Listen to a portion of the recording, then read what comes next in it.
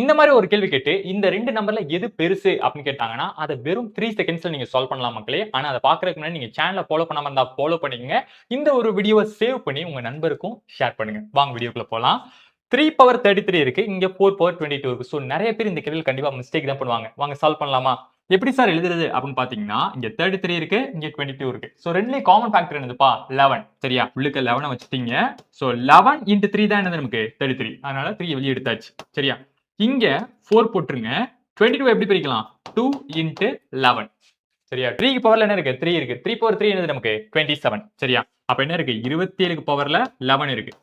இங்க 4 ஸ்கொயர் தான் இருக்கு. 4 ஸ்கொயர் என்னது நமக்கு? 16. அப்ப 16 க்கு பவர்ல என்ன இருக்கு நமக்கு? 11 இருக்கு.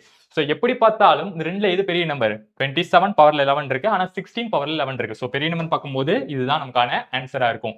இதே மாதிரி உங்களுக்கு இன்னொரு கேள்வி டிஸ்ப்ளே பண்றேன்.